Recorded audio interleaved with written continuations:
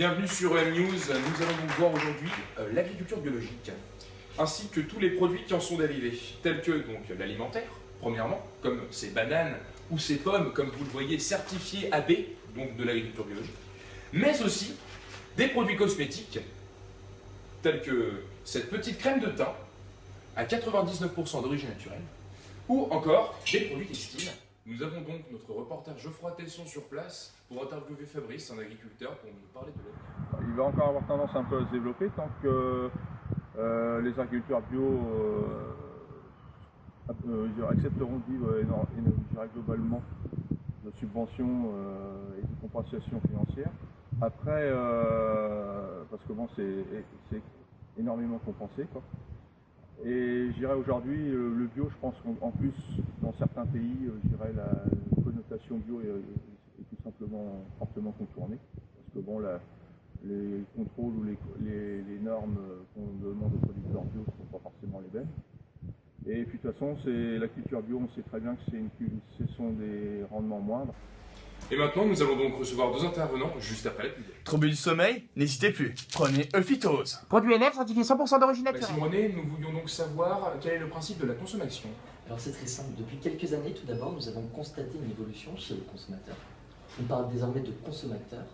Il va donc être à l'origine d'une consommation. Et cette consommation, ça consiste à consommer d'une manière plus citoyenne et non plus d'une manière consumériste. Donc le consommateur va donc décider d'utiliser son pouvoir d'achat d'une manière plus consciente et d'une manière plus responsable, et donc généralement pour acheter des produits bio.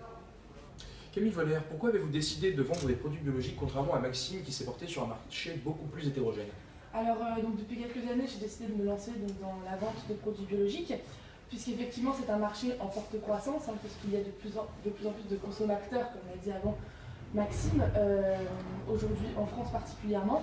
Donc pour moi, si je vends des produits bio, c'est parce qu'il faut nourrir les hommes avant de produire en masse. Et c'est donc pour moi beaucoup plus qu'un acte de commerce, puisque c'est l'aboutissement d'une philosophie de vie et d'une éthique qui respecte les hommes et la nature.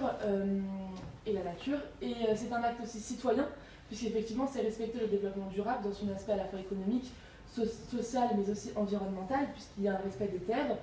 Et aussi, pour moi, ce qui me paraît très important, c'est le fait que les clients de mon magasin pensent avant tout à l'humanité et font donc un acte qu'on appelle aujourd'hui éco-responsable.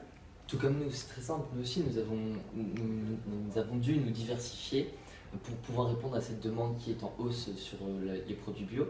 Donc nous avons une part de nos consommateurs qui sont donc aussi consommateurs, comme vous l'avez très bien dit. Mais on n'a pas pu tout simplement se concentrer sur une gamme de produits bio parce que la demande est telle qu'il est nécessaire de garder d'autres produits issus de l'agriculture intensive pour pouvoir répondre à toutes ces demandes. Bien entendu, maintenant j'estime que la production donc, de produits biologiques va être de plus en plus importante et qu'il faut consacrer donc, des magasins seulement à ça. Et n'oubliez pas, le bio, c'est bon.